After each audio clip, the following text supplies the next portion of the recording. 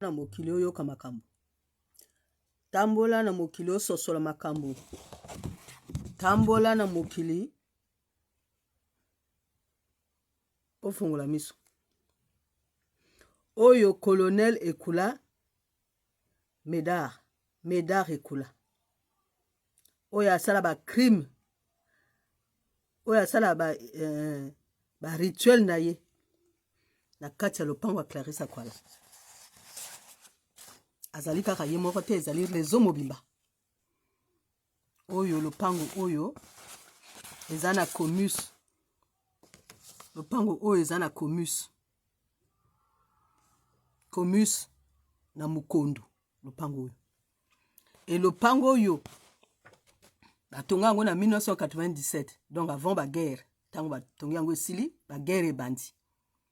Et tango la guerre est bandi, maintenant la guerre, banane basala la guerre. Bino ye la guerre est salama na kati ya Congo na 1997. Na uto 6 ndako oyo, na 2 avions na zongi na poto. Maintenant Mukondu ezalaki na nina bato te, na bato ebele te. Ezalaki na bato ebele te. Maintenant,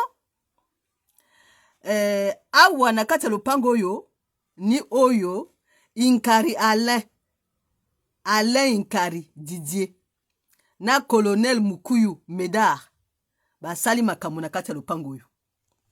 Histoire ebandi wana.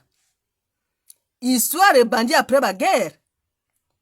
Comme Alain Inkari Didier, na colonel Ekula Médard ba yebi que Clarisse Akwala azali o ezalo pango Clarisse Akwala ya azara na poto ba bandi maintenant ko utiliser le pango oyo et tango bango bandi ko utiliser le pango oyo ba ko sala ba crime rituel na kati kuna bazo sala ki cannibalisme na kati kuna bazo mela makila et comment ki zando na bango zando bato oyo baliaka mishuna bato ba ko somba mishuna bato na kati le pango oyo.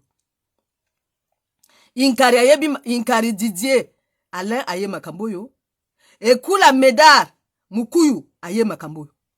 E bango bazo sala wana ngana yebi te ngana yebi ata mukete 2025.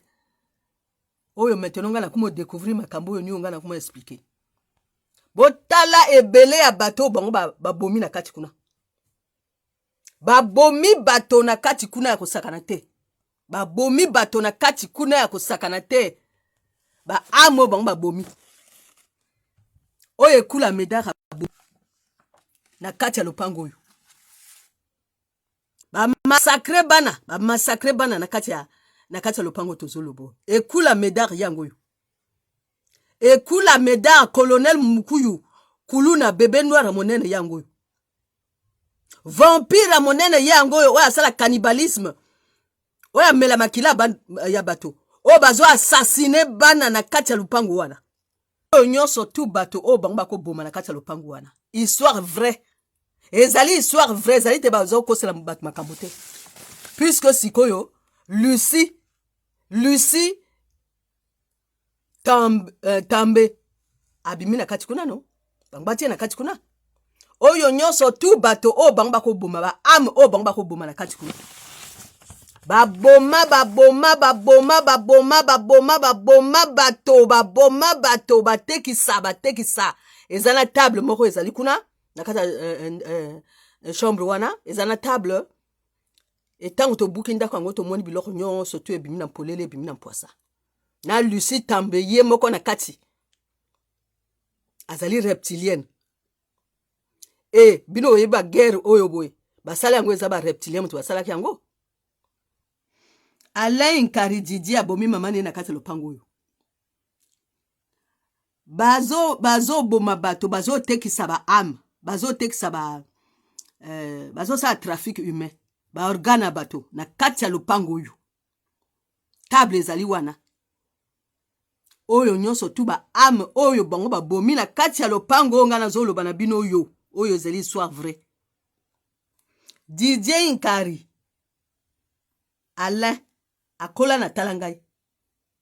Mama na ye ba yebi ekuna na 11 rue mon pays ba yebi.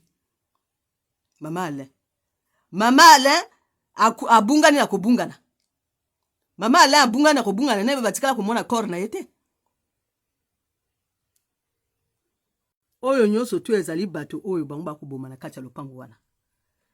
Inkari ekula Médard ba complice ya makambo na bato mosusu bien sûr. Bato bazali ebele ba Grace Kiala, Mimi, bango nyonso. Raissa Poiti oyo bango bakoboma na kati ya lopango, na kati ya lopango.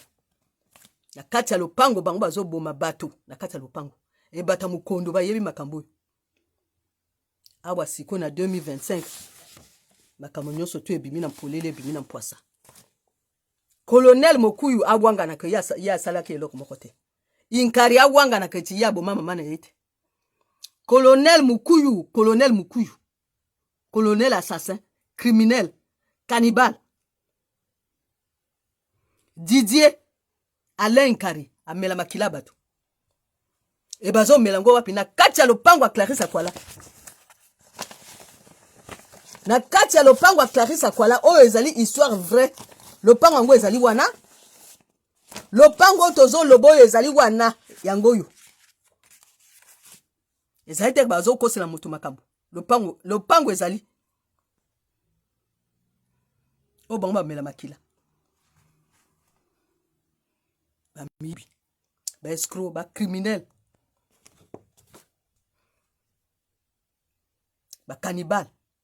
Ba bimi na polele, ba bimi na mpwasa. Histoire